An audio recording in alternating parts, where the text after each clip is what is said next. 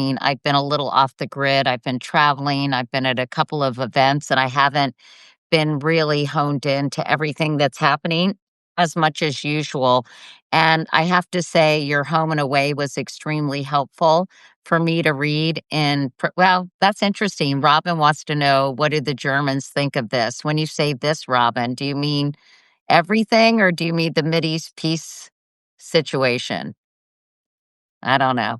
But anyway, you can give us, have you talked to the Germans about what's going on? It would be interesting to hear their perspective, and then we'll talk about this plan and Hamas and Sure. Netanyahu and all that. Well, curiously enough, over dinner with a bunch of Germans, the Middle East was not the focus of the conversation. Three other issues came up a lot, though.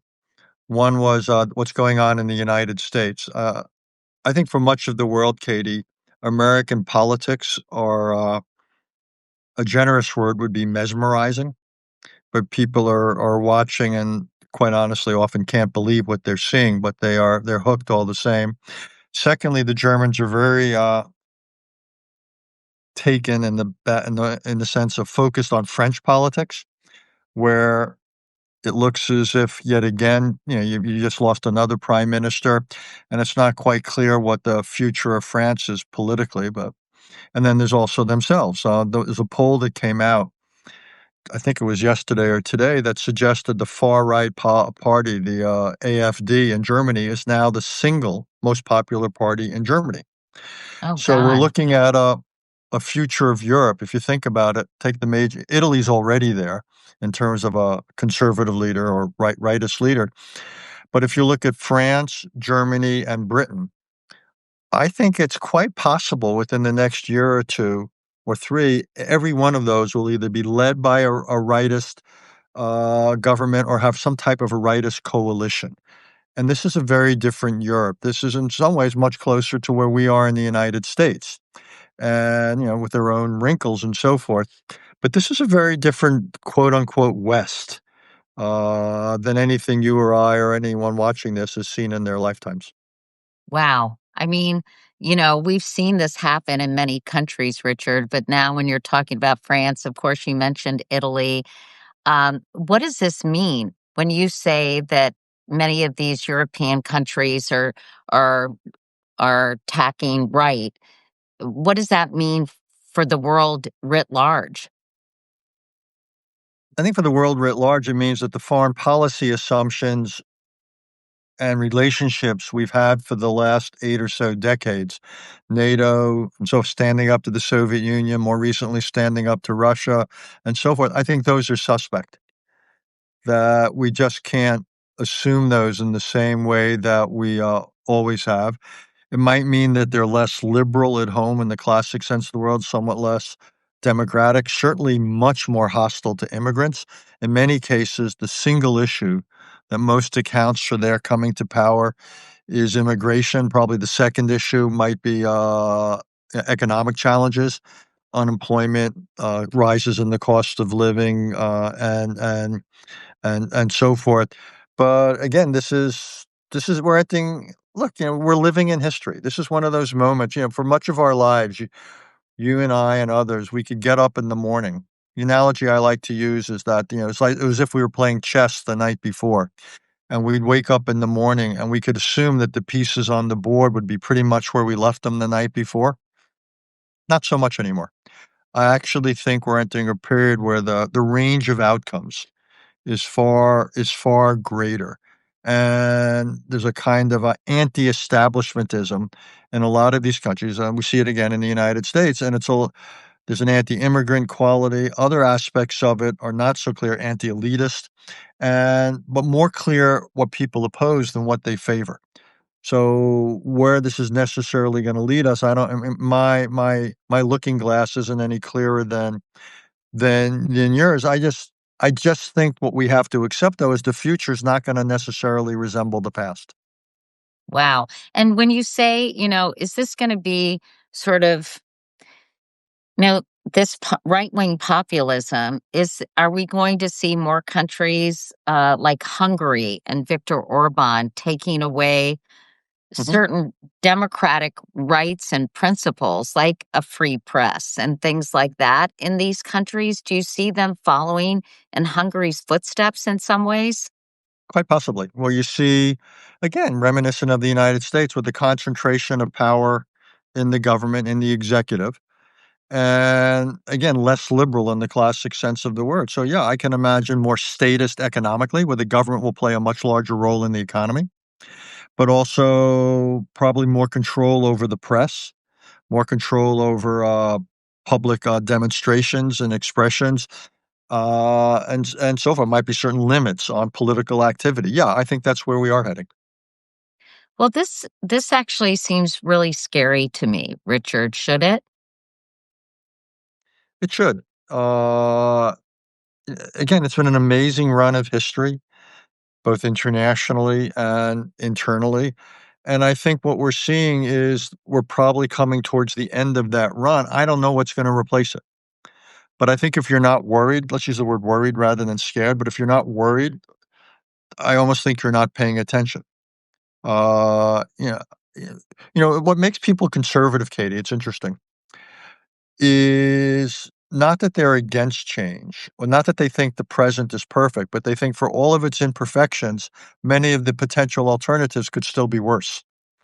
And they're guarded, they're careful about change, and they say, "Well, I'll accept change, but only conditionally." And I think we're at a moment where people are much more open to radical change. A little bit of throw out the old regardless of what takes its place. And that's what I think we're beginning to see in the United States and a lot of the major countries of Europe. So I don't necessarily know where it's gonna lead, but I look at recent times and I go, for all of the flaws or imperfections, not so bad. And if you look at history in the larger sense over the decades, we avoided great power war.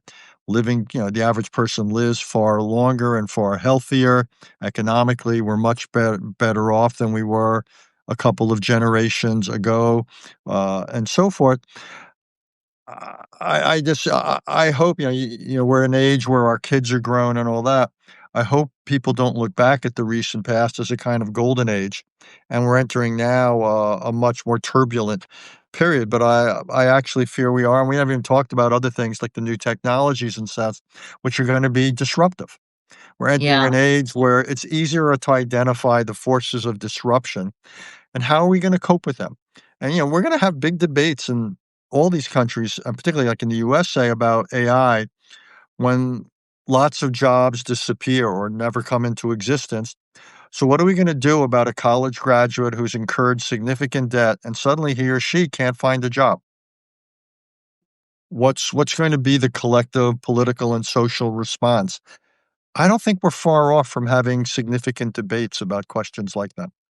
Yeah, no, it's funny because I interviewed Jeff Goldberg this morning for my podcast about the Atlantic's uh, upcoming issue all about the Revolutionary War that kind of they did in concert with Ken Burns's new series. And we spent a lot of time talking about AI and talking about how social media has exacerbated division, but also how the internet and technology has blurred reality, right? And our kind of mutual understanding of what is truth or what are facts, and how AI is going to basically, supercharge those issues. And it seems, gosh, there's so many reasons why obviously social media, I think, has galvanized this populism, right? In Right. these countries.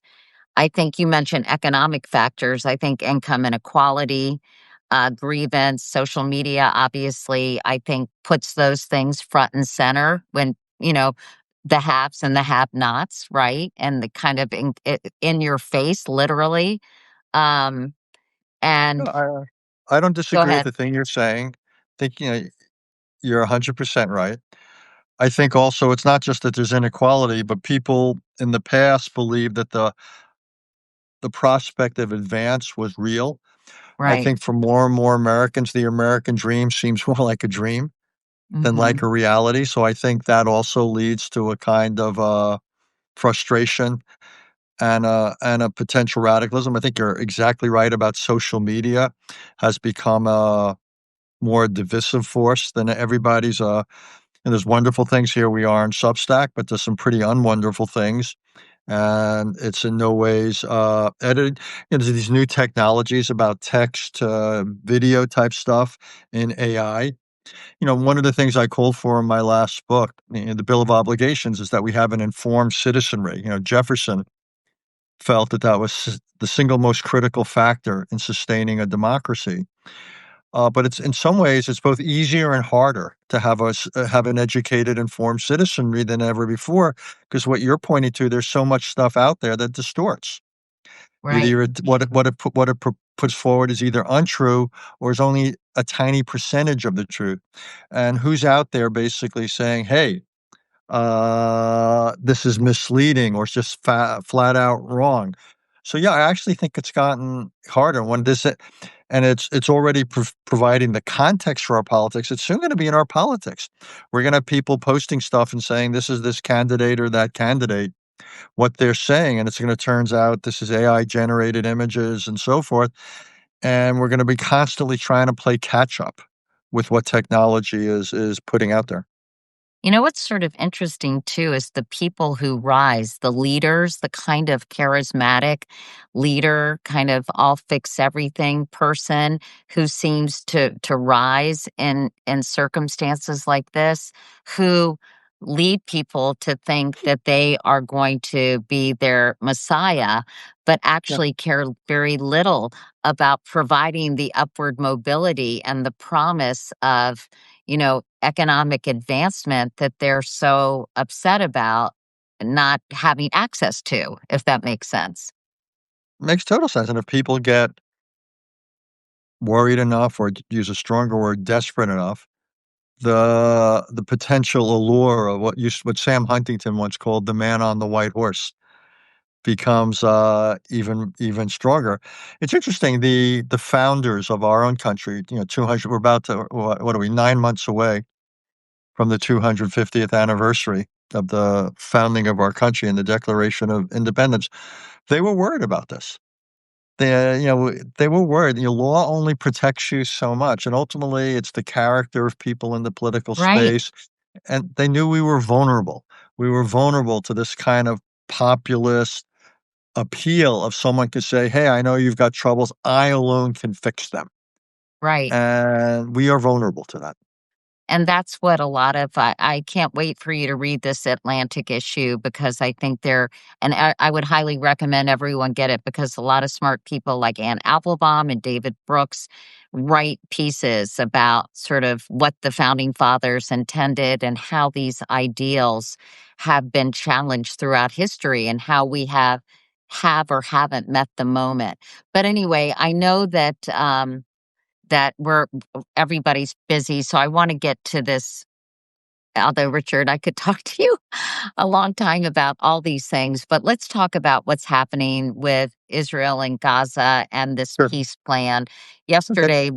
I just think it's important for me to mention that yesterday was the 2 year anniversary of October 7th. And again, just to give everybody watching some perspective, 1,200 people, mainly civilians, were killed, many of them brutally murdered. 251 others were taken hostage. It was the bloodiest day in Israel's history and the single deadliest day for Jews since the Holocaust. 48 hostages remain in Gaza, though only 20 are believed to be alive, and God knows what kind of condition these people are in who are still being held. I should add that as a result, Israel launched a military offensive in Gaza. Some people dispute these numbers, but they're the best we have. These assaults have killed more than 67,000 people, wounded more than 170,000, according to Gaza's health ministry, and pushed parts of Gaza into famine. Um, an independent UN inquiry concluded that Israel has committed genocide against Palestinians in Gaza, which Israel has denied. 2.1 Palestinians have been displaced. I just think it's important to kind of mention those things, Richard, and give that as a backdrop. of this peace plan, which you say in reality is a breakthrough. It really shouldn't be called a peace plan. And that's what you wrote in your recent Substack post. So, as somebody who has not been up to speed on all of this, I've read some things preparing for this interview, but just tell us in basic terms, Richard, what this plan contains and some of the difficulties in enacting it. Sure. Uh, but I think what you said was important, Katie, as the setup, because what happened on October 7th was horrific by any and every measure, and we can and should debate the wisdom and the morality of what Israel has done in response to those over these 2 years. That's a legitimate area of conversation or debate. And I'm actually one of those who's been quite critical of what Israel has done in many cases and think it has been bad for Israel's own self-interest, for its standing in the United States and the West. And I think it's important to say you can say that. At the same time, you make clear that what happened on October 7th was humanity at its worst. What happened, what Hamas was terrorism, pure and simple, and also say that Israel had every right, and I would say necessity, to respond. And I think where there's debate is over the extent of the response and the Correct. focus of the response. But we're finally at a point where diplomatic prospects are surprisingly positive. They're there, not for peace, and I think there is an important. We're not talking about resolving the Israeli-Palestinian issue. Let's park that.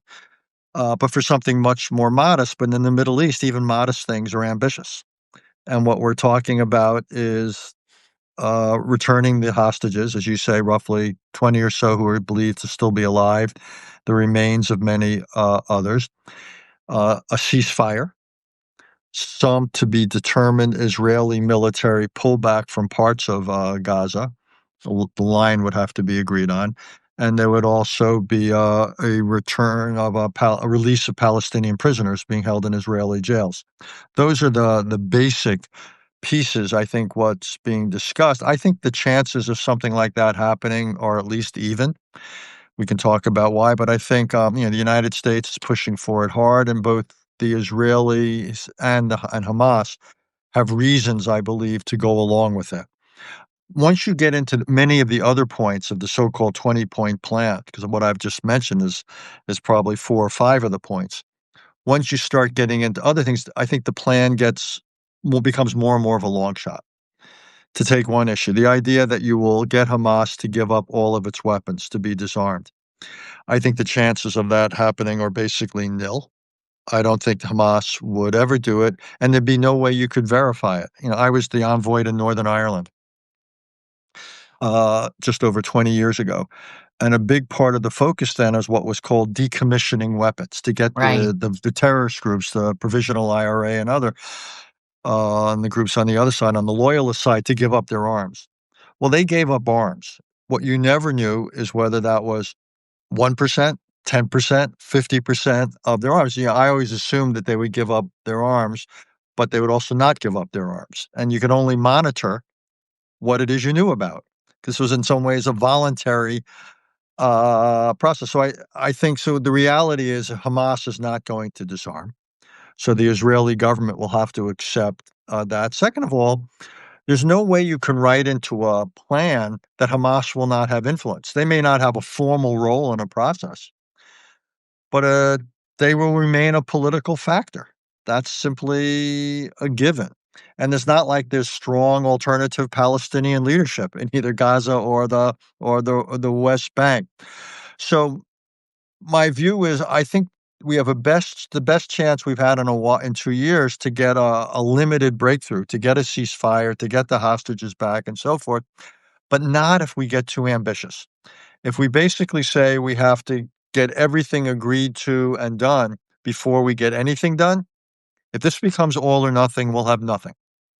What I think we have to be willing for, and I hope the administration presses for this, is almost to tranche this or say, look, let's get these immediate things done. Let's stop the fighting. Let's get the hostages back and so forth. Then we can turn our attention to other issues, to more ambitious issues. And I think if they take that approach, they have a chance of succeeding. Do you think that they will? I mean, in other words, how much wiggle room is there in some of these points, Richard, like giving up weapons and other things that Hamas may bristle at? Well, Hamas will first, but Hamas can say they're doing it and then not do it. And then Right, the but Israelis I are get I I mean, there are other things in the plan 100%. that Hamas Yeah, will say, right. And there's things in the no, the Israelis have to agree to no annexation, no forced transfer of populations. All the language on politics is incredibly, incredibly vague. I think it's just this side of meaningless. Could you create a council of technocrats to oversee Gaza? Yeah, I think that's possible. Could you create some type of a stabilization force to provide security? Over time, I can imagine a scenario where you have gradual Israeli pullbacks and you create some type of a Arab or international stabilization force. That'll take time.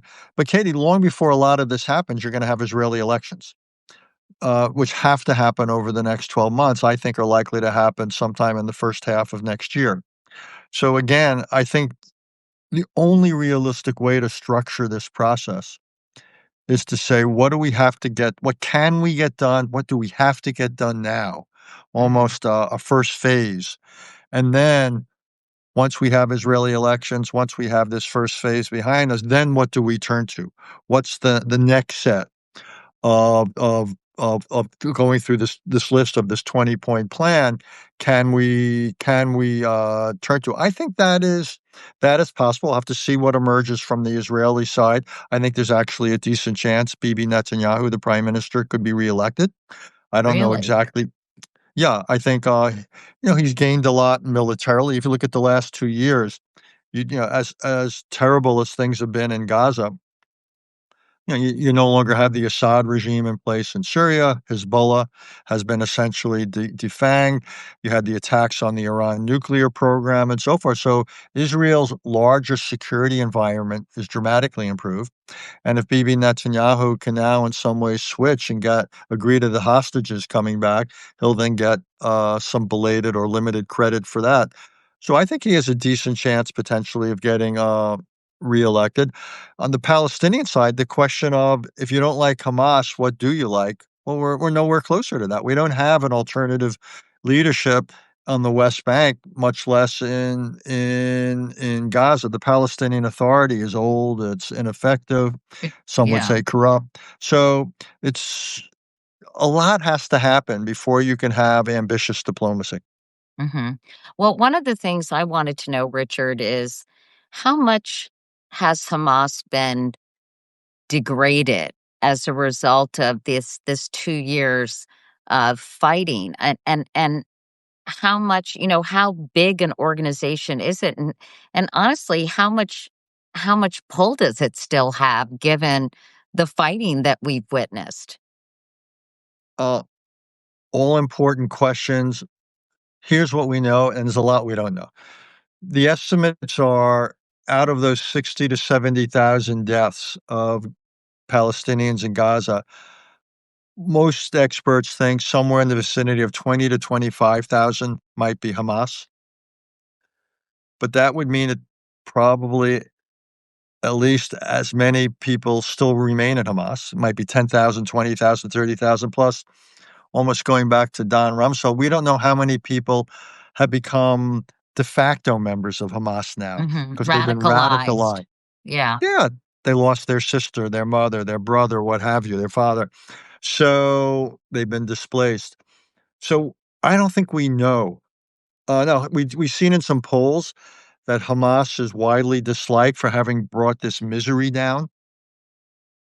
But again, I don't notice a lot of people. We saw a couple of demonstrations a few months ago, but it's a dangerous thing to come out against Hamas. So my guess is for the moment, they still have a lot of appeal. Plus, there's a lot of fear. There's an intimidation factor. Plus, and this is where I think the Israelis have been short sighted, they've not created a political environment where viable alternatives to Hamas have been given the room to sprout, in part because members of this Israeli rightist government don't want that to happen. They Yeah. do not want to have an attractive, viable Palestinian leadership because that would build momentum towards a Palestinian state. And they oppose a Palestinian state no matter what. So the Israelis have not, they've basically had a one-dimensional policy to attack Hamas militarily. They've not had a policy politically that is, if you will, marginalized Hamas. And I think that's where the Israeli policy has actually been bad for Israel. Well, what about the Hamas leadership, Richard? You keep hearing, oh, this you know, big deal at Hamas has been killed, and this one has been killed, and this other guy has been killed. I mean, uh, when these leaders, Hamas leaders, are killed, does somebody else just kind of go and take their place? Uh, I don't have a great feel for that. The answer is, and we know who we have the negotiators, but history suggests that whoever's on the outside negotiating doesn't have as much influence who's ever on the inside actually doing the day to day. I've not seen anything which gives me a sense, Katie, of how disciplined or organized the chain of command is, say, in Gaza. And Hmm. it's quite possible, and this is bad for diplomacy, it's not that strong.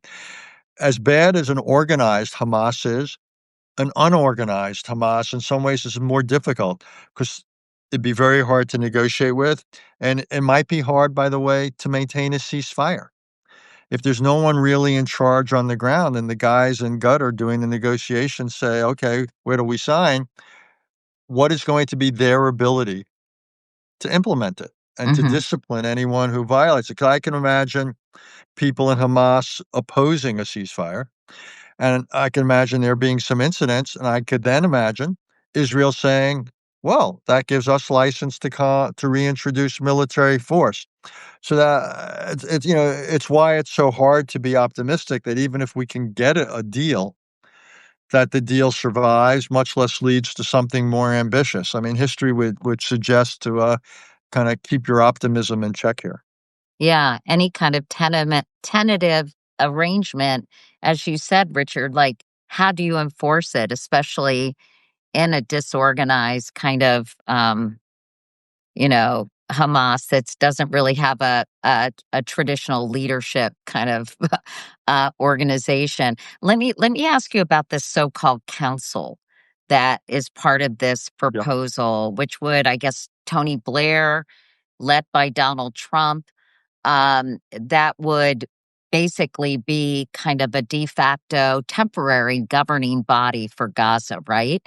How do, Yeah, how is that going to work? you've got almost a two-tiered system. You've got the board to be led by President Trump, Tony Blair, and other significance would be on that.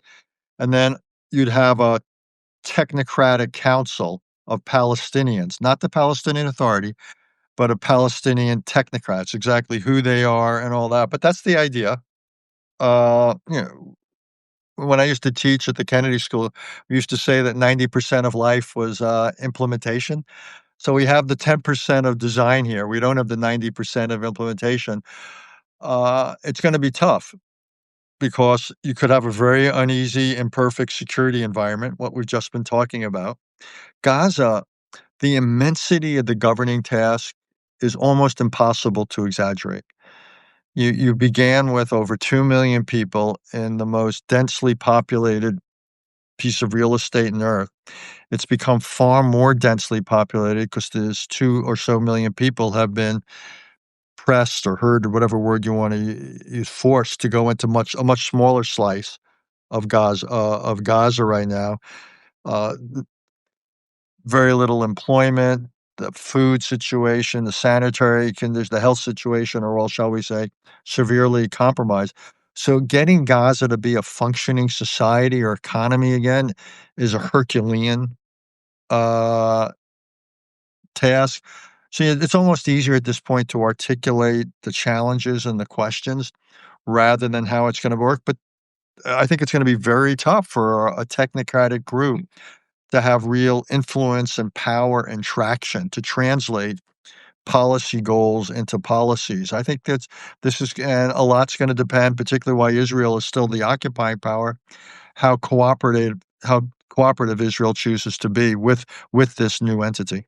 Well, I wanted to ask you about that because you said earlier that Israel does not want, or at least Netanyahu does not want a two-state solution, does not want a Palestinian state. He's talked about occupying, right, Gaza indefinitely, basically.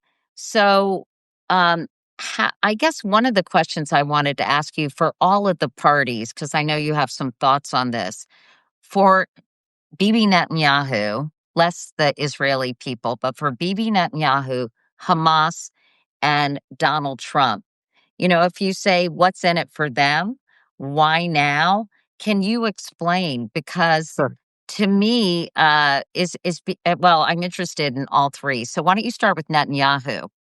Yeah, well, okay. Up to now, Bibi Netanyahu has not wanted progress here because he wanted to keep his right wing coalition intact. I think it was more politics, if you will, than philosophy.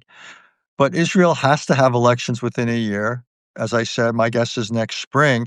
And if Bibi Netanyahu can get the hostages back now against this backdrop of military success, as he will portray it, he may say, I can take the risk now. I can take the leap. He also doesn't want to get at cross purposes with Donald Trump. I can take the Uh, risk. Sorry, I can take the of, risk of of having a Palestinian state. Oh, no, that's not even on the agenda yet, of simply agreeing to a deal with Uh huh. a much more limited thing. No, I think the Palestinian state issue is a generation away, if then. I think the only thing at the moment, and he would basically run on that. He would say, "I will never allow it to happen," or under only conditions that would be totally supportive of Israel's uh, interest. Anything is too much for the far right, but my guess is he could prevail, and then he'd have to see what type of a cabinet, what type of a government he could put together, and other issues would come into that. For example, whether the religious have to serve in the military, things like that. So government making in Israel is, shall we say, always complicated. But I think a big part of it is also Bibi Netanyahu does not want to get at cross purposes with Donald Trump. This is a president who's, been pretty direct reportedly in his conversations with, Netanyahu. He could introduce higher tariffs against Israel. He could cut off certain, aid.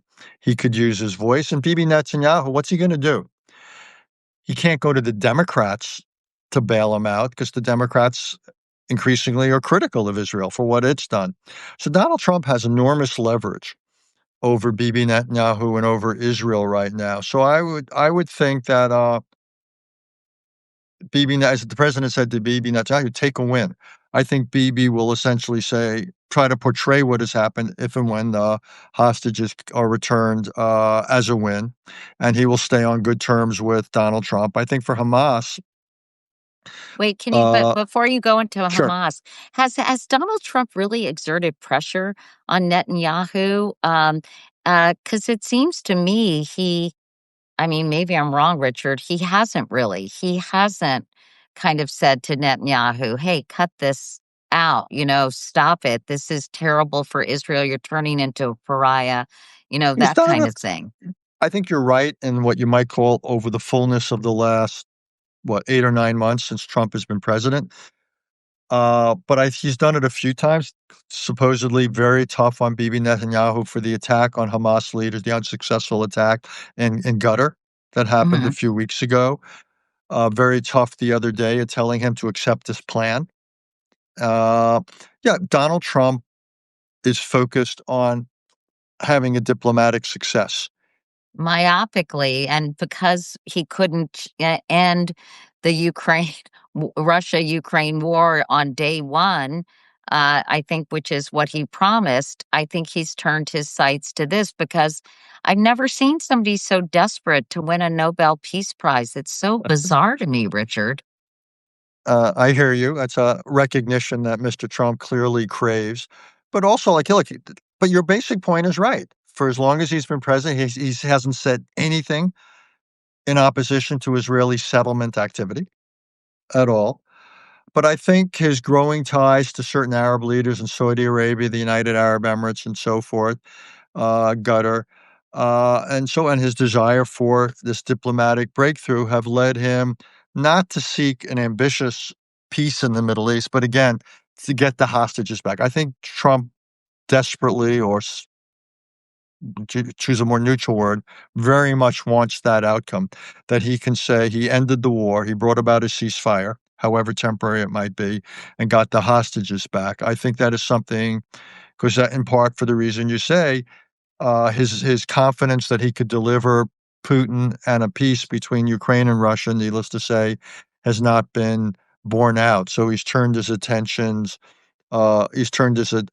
here, but he's been quite passive or tolerant of all sorts of Israeli behavior.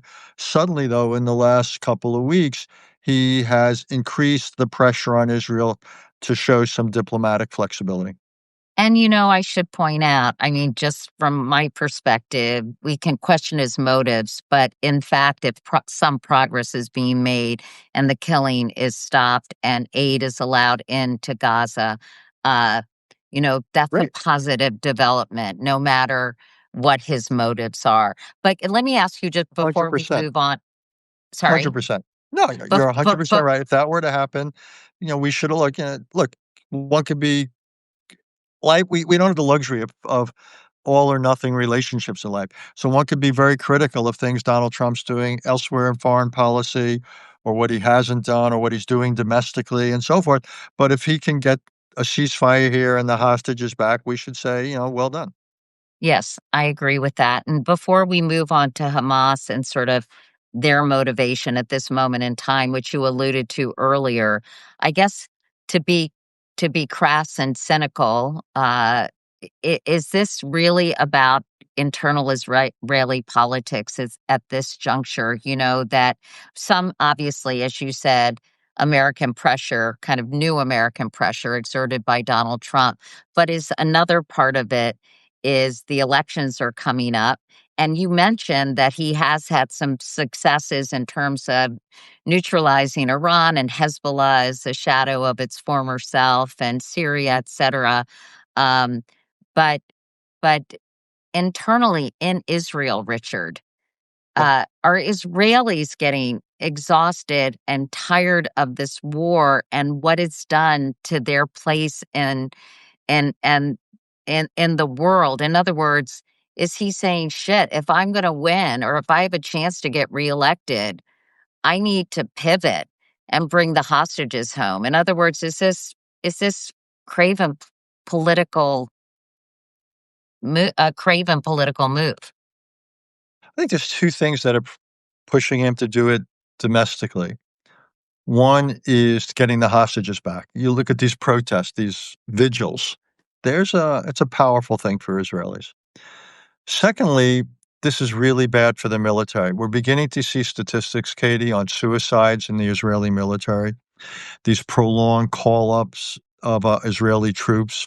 It's taking its toll on the society. It's wildly unpopular. Up to now, Netanyahu hasn't much cared because he was so fixated on keeping his coalition intact and avoiding the risk. But since he has to go to the polls anyhow, I think now he's basically decided I could. The risks of doing this are much less. He's going to have to go to the polls. He doesn't want to. And the other big variable, by the way, besides Israeli domestic pressure, is Donald Trump. He doesn't want to piss off Donald Trump. So I think the stars are aligning, shall we say, to shape his calculations, And to basically say, I've got to do this, even though I've resisted this for up to now. I've now got to pivot. and sort of just to put a button on it, how popular is he among Israelis right now? Because I know it has gone He up and being down. he being Netanyahu Yes, or Trump. Netanyahu. He's Netanyahu. look. There's those Israelis who love him, and there's those Israelis who hate him, and that won't change. There is something in the middle, and I would think over the last couple of months, because of the things we mentioned, Iran, Hezbollah, Syria, and all that, I think his numbers have gone up. And I think if he could get the hostages returned, I think he'd have a pretty good chance of getting reelected. In part, also remember, elections are not referenda. It's not simply, do you like Bibi Netanyahu? It's Bibi Netanyahu compared to whom? Yeah, I And was the gonna ask Israeli you, who are the potential opponents? look, there's no, you and I grew up in the era of the Labor Party. There's no longer really a Labor Party to speak of. You've got all these names. It's not clear who's going to have a following. It's also not clear whether these names can band together or they'll end up dividing the anti-Netanyahu vote. Just speaking of this country, It's I was like sort of surprised. the nationalists. Oops. Go ahead. Sorry, go ahead, Richard. Sorry, we had a little glitch. Go on. Oh, no, I mean, look, Israeli, you've never had a majority government in Israel's history in terms of elections. You always have a plurality party, and the head of that just presumably becomes prime minister, and you patch together coalitions. But those coalitions will come and go. And I think one of the interesting things would be, even if Bibi Netanyahu runs and gets a plurality, say he gets 35% or whatever it is, his party of the vote, what is the distribution of votes beyond that? And what's the nature of a new governing coalition? Mhm. And it might be more the same or less right wing than the current one. I don't, Right. none of us knows the answer to that. So it might be a case of the devil in some instances. Hey, Richard, I want to, and then I want to talk about Hamas, and then I'm going to let you go to bed because it's late there. But I was surprised at this Washington Post poll. It said many American Jews sharply disapprove of Israel's conduct of the war in Gaza, with 61% saying Israel has committed war crimes and about 4 in 10 saying the country is guilty of genocide against the Palestinians. This is a poll of American Jews. They're particularly unhappy with the current Israeli government. 68% give negative marks. 68% give negative marks to Benjamin Netanyahu's leadership. 48% rating it poor, a 20% percentage point jump from a Pew Research poll 5 years ago. I thought those numbers were interesting because, there are a lot of very pro Israel, pro Netanyahu people who are very, very vocal, but certainly on social media. But I Yeah. was surprised. Do those numbers surprise you? I would say they alarm me more than surprise me, in the sense of, what you just said, I think is interesting, in the sense that there's voices out there. There's kind of the what I call the inside the Beltway debate over Middle East policy. There's APAC and other organizations. So we're used to hearing the most from the quote unquote pro-Israel groups who essentially support the government pretty much no matter what. What I think Israel and its friends in the United States have failed to do over the years is engage the larger conversation on campuses and just in the society. And you think about it, it's several generations since the 1967 Six-Day War. For anyone under the age of, I don't know, 50 or 60, Israel looks a lot more like Goliath than David. For anyone under 30 or 40, the only prime minister they really know is Bibi Netanyahu. They've seen Israel, for anyone under 25, what's happened in the last 2 years is probably the first Middle Eastern event that's really caught their attention. So I think the Israelis have played the inside game on Capitol Hill, getting votes and so forth, but I think they've lost the outside game. So I take this as someone who cares deeply about Israel. I take this as quite alarming in terms of a loss of support.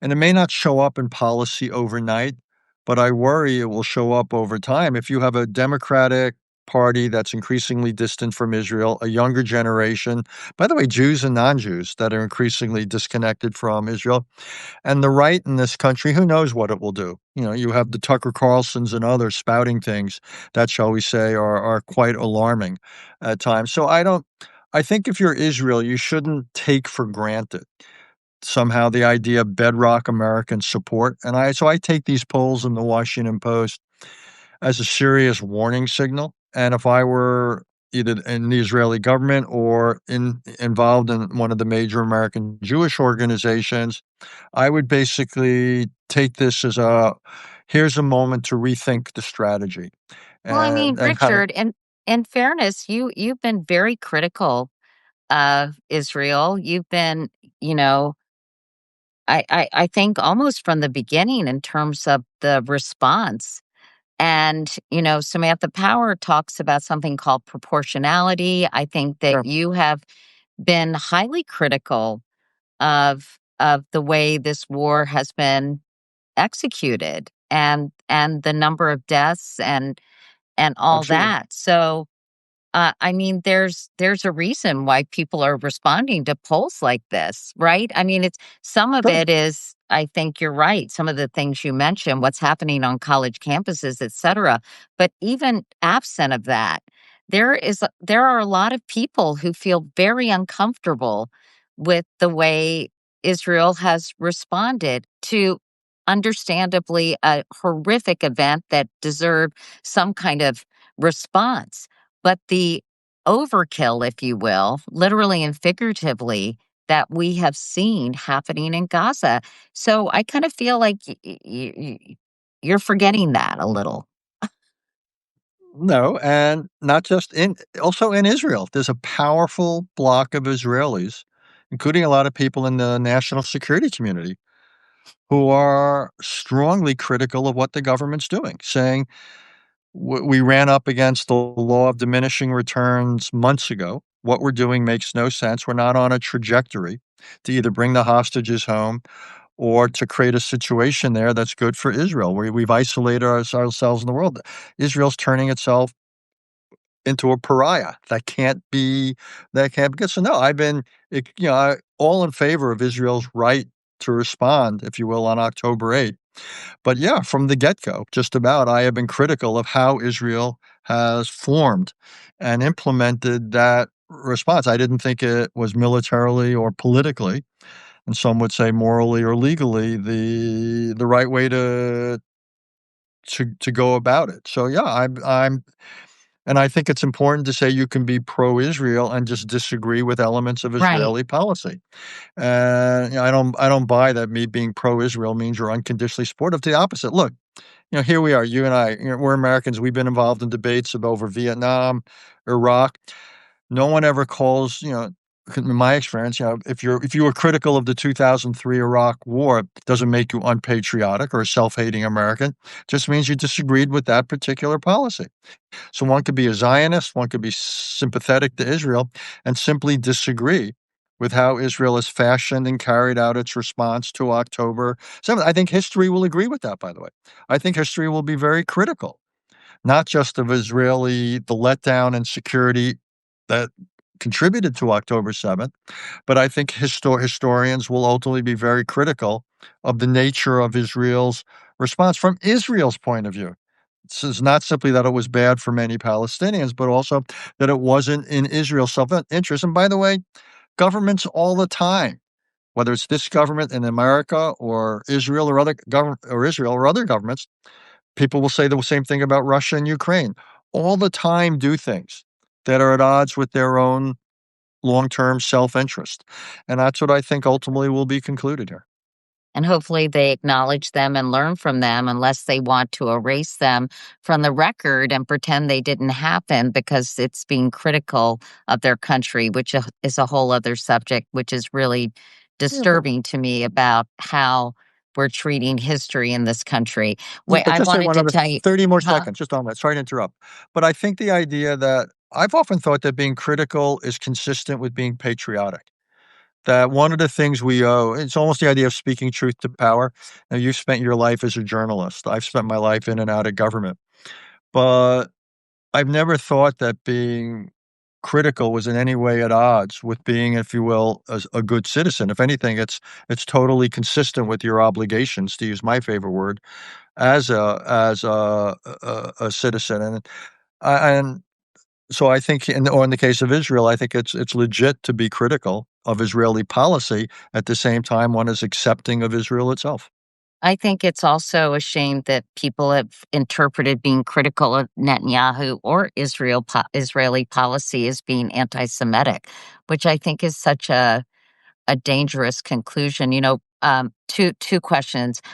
John and I talk about this. About Israel's response. It makes for some pretty romantic pillow talk, Richard.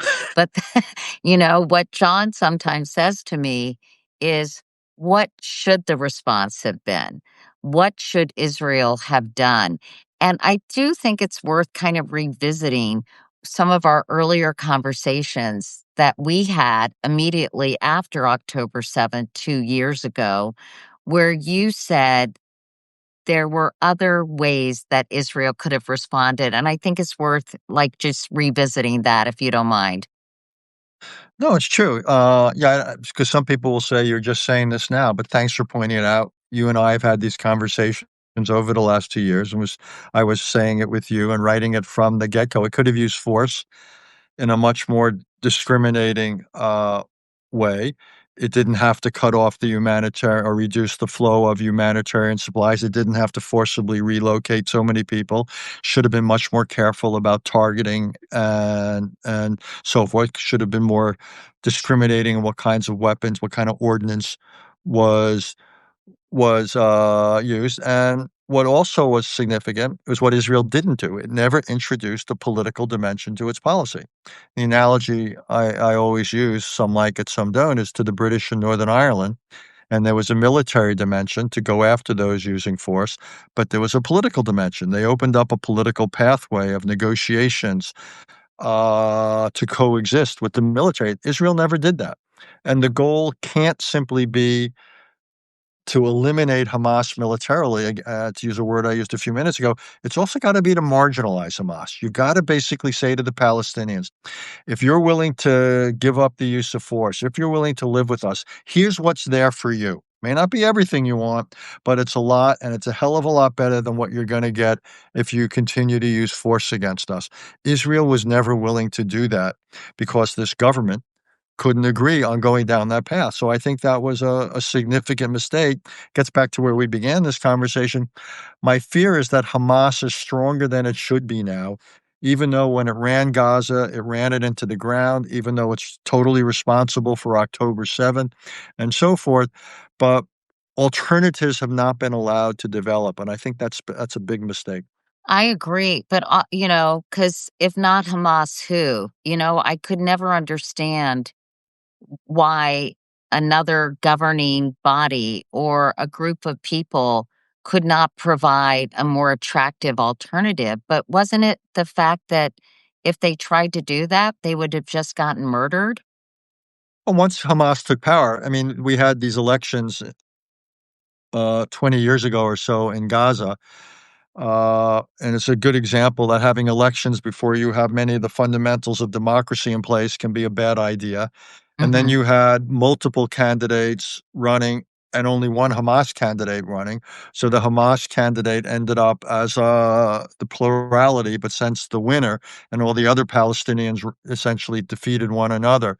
So it was a fiasco. This was done, I think it was 2005 or six, roughly. Yeah.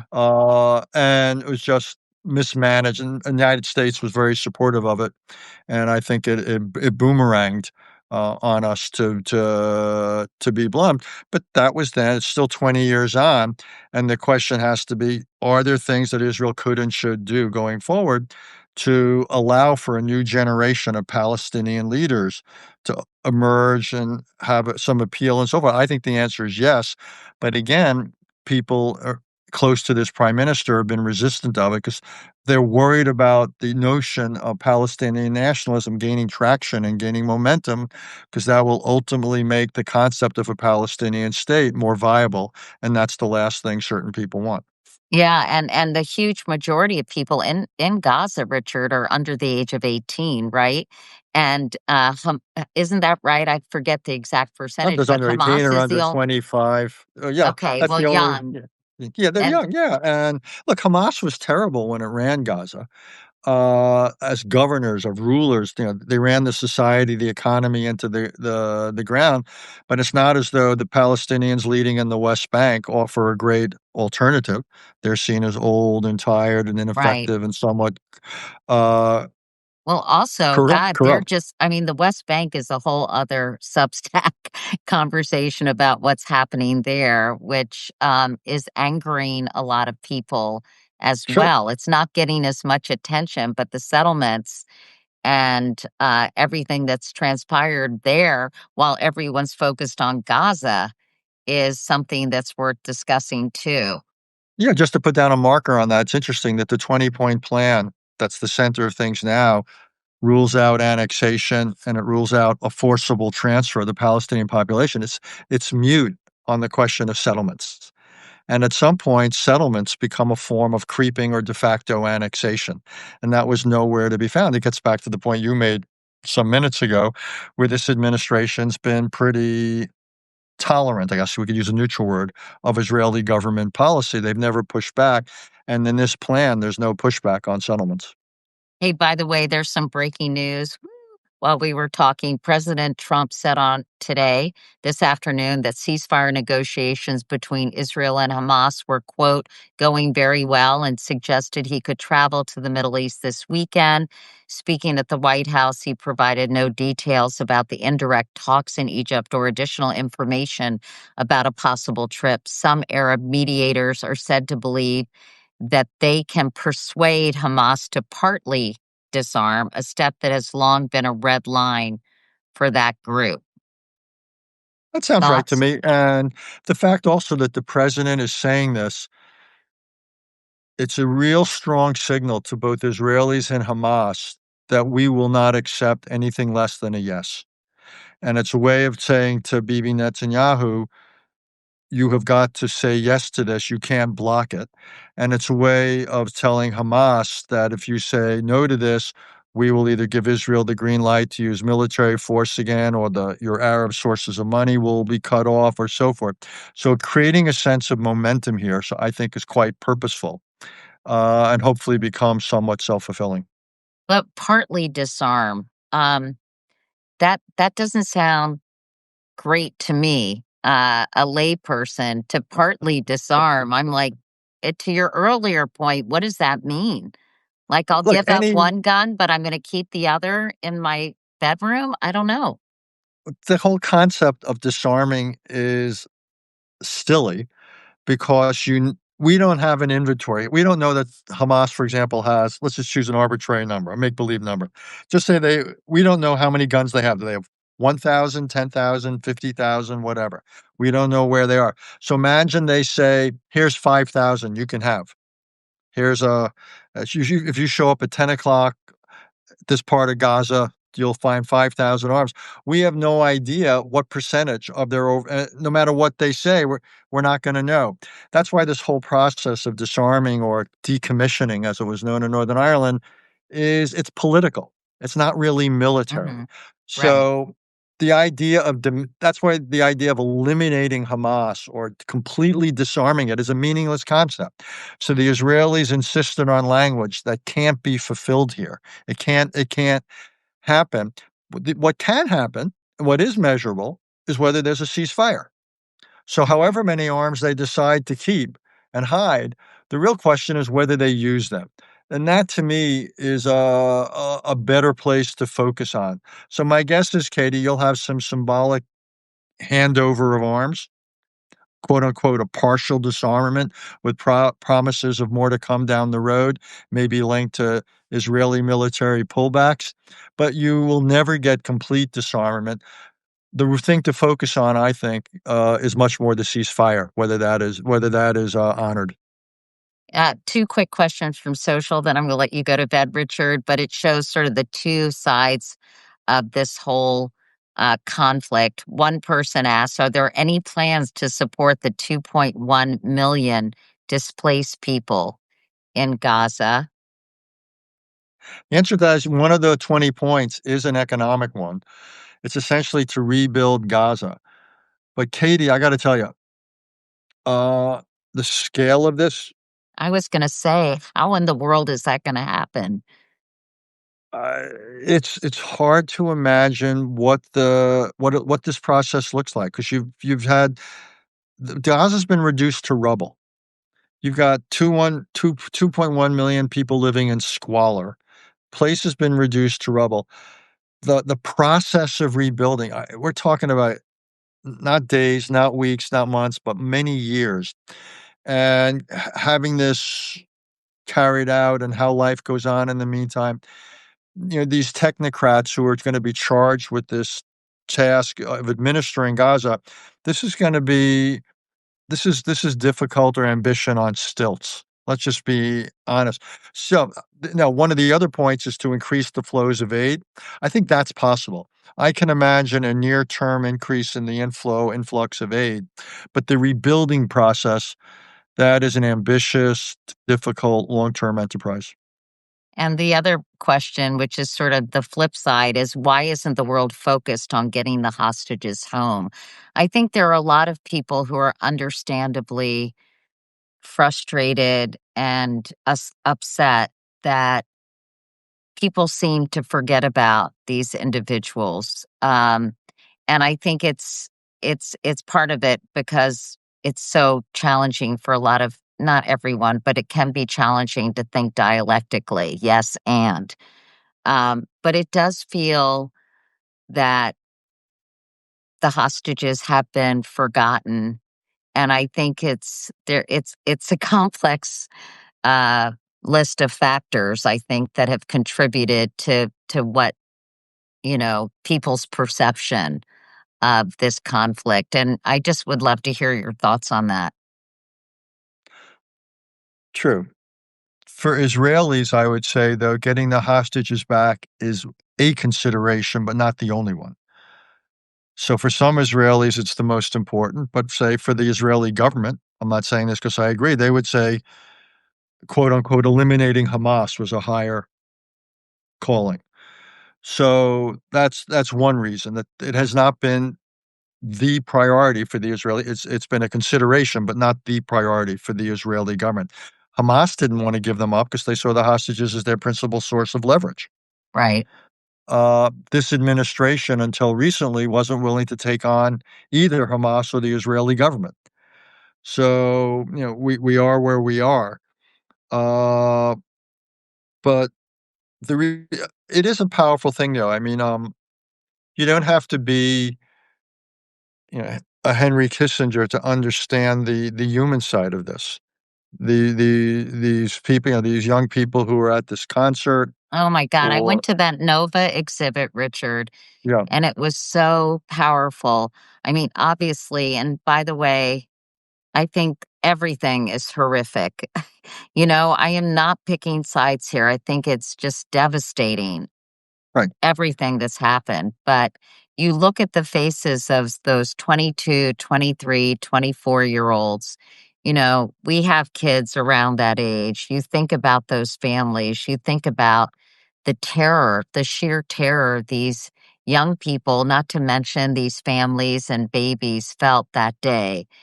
And it is, it's pretty overwhelming. Then, of course, on the other side, you see all these starving children and mothers and families. I mean, the whole thing is just awful.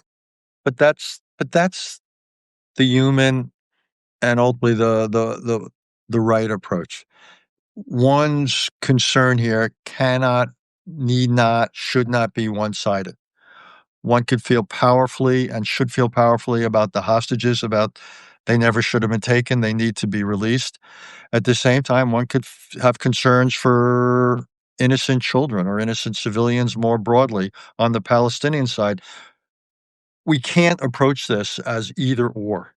But It's so gotta many be people both. do. So many people use such binary thinking, which I feel is so destructive and unhelpful, in any of these conversations. I'm attacked all the time on social media. If I mention, the World Central Kitchen workers getting killed, or I'm attacked if I mention how many days the hostages. I mean, it's just a shame that it's become so black and white and that we can have these important conversations. Amen. And it's alas not limited to this. It's the reason that so much of our politics are increasingly toxic, is that whether you wanna call it polarized or black or white, since, the C word, compromise has become a dirty word.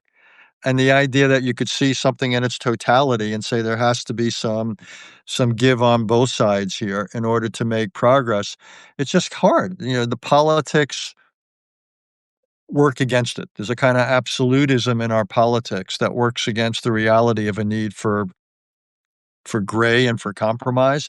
But that's where we are, and that's why again, you know, what the president just announced, you said, I actually think there's a decent chance we're gonna see some progress here. Again, not peace, but a breakthrough, and it would be something worth celebrating if we can get these innocent people back, if we can see a ceasefire, uh, yeah, it would be a very good day in a part of the world where we haven't had a lot of good days. Yeah. I don't know if celebrating is a little hyperbolic, maybe appreciating and, because with so much death and destruction, that we can't reverse, maybe we could all just breathe a sigh of relief somehow, Okay. you know? We can, Um, recognize it, appreciate it, welcome it, but the you if and when the hostages are returned, you will see yes, celebrations in Israel. It will be yes. I incredibly totally agree emotional. with that. I'm just thinking about some of the death and destruction and No, I hear despair you. and Look, and a suffering. lot of that, this is the stuff of generations, and it's one of the reasons that, I remain concerned about the future, even if we can get through this, is on both sides, October 7th for Israelis and what's happened since October 7th, and for Palestinians, I worry about the hatred going forward. So Right. even if you can broker a deal, that's why I'm really careful to say there's a fundamental difference between that and peace, much less Palestinian states and two-state solutions, et cetera, et cetera, et cetera. Uh, if this were, well, I have to be careful about analogies, but this is, 'cause I don't wanna trivialize anything, but this is early on. This is early stuff, and as significant as it would be, what will not have been accomplished, even if we can get this deal, is far greater than what will have been accomplished, and that's not to dismiss it or diminish it. Again, I hope it all, fervently hope it happens, but we should have no illusions. Sometimes in diplomacy, you can build on small things and you gain Mhm. momentum. We'll see. That's possible here. This could be something, and but that will only happen if on both sides people want to expand the diplomatic space and then they take conscious steps. One of the things you have to do in diplomacy for it to succeed, ironically enough, is try to create a context so people come into positions of authority on both sides who are inclined to do things positively. And I don't know if on either the Palestinian or the Israeli side, we will have that mentality where they want, if you will, new dynamics to take hold. But look, even if not, this would still be a significant accomplishment. But yeah, the optimist in me would say, okay, let's get this done, have elections, whatever, and then let's see if we can build on it. And to do it in phases. And all I can say is it'd be nice to talk about possibilities for a change. I agree, I agree. We used to make fun of, reporters in local news who would end their reports with little, chestnuts, like, "Only one thing is certain, time will tell," but I I'm not allowed to actually do that. I actually think that's apropos for this Yeah. situation and to end this conversation. Richard, go to bed. Thank you so much for doing this. I always enjoy talking to you, and I feel much smarter and much more grounded in solid information and experience when I do. So thank you, Richard. And when you go to bed, I'm going to stay on for paid subscribers. By the way, I just want to mention a couple things real quick.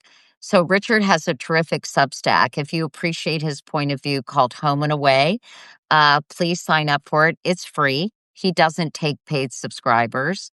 I'm greedier because I have a team of 40 people and we work really hard trying to book guests.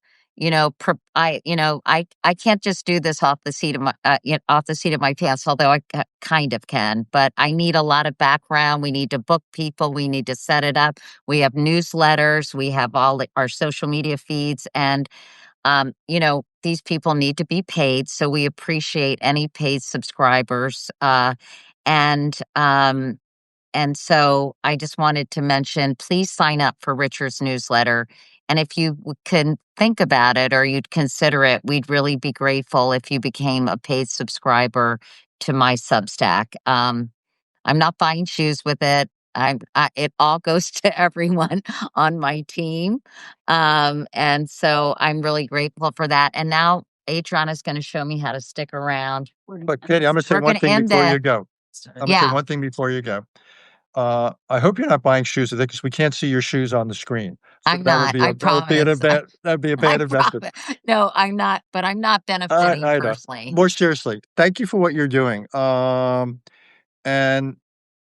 these podcasts put me aside, but I think the conversations you're having with all sorts of people are really valuable. And this is one of the great things about this age of journalism, that you don't have to be a massive network, that you working with 40 people, which sounds like a lot, but as you know from the old days is actually tiny, that you can actually put out serious content. So thank you for doing it. And people, Well, I'm hoping that your audience is building, and I think that's great. well, thank you for saying that, Richard. I mean, obviously, I love what I've done for my whole career. And I'm really trying to be of service to people, to help people understand a very complicated world and appreciate how it's changing. And, I think Thomas Jefferson was right. A well educated electorate is absolutely So, critical to so a Katie, democracy. if you're as good as as your reputation, then go book Thomas Jefferson and let's see him on your podcast. Hey, he's the founder of my University of Virginia, so that's my Okay. my closest connection to him, but I wish I could channel him. But anyway, thank you so much, Richard. Anybody who's a paid subscriber, if you want to stick around for just 10 minutes or so, please do it. Have a good night, Richard. I'll Thanks, talk to you Katie. soon. Be well. Bye.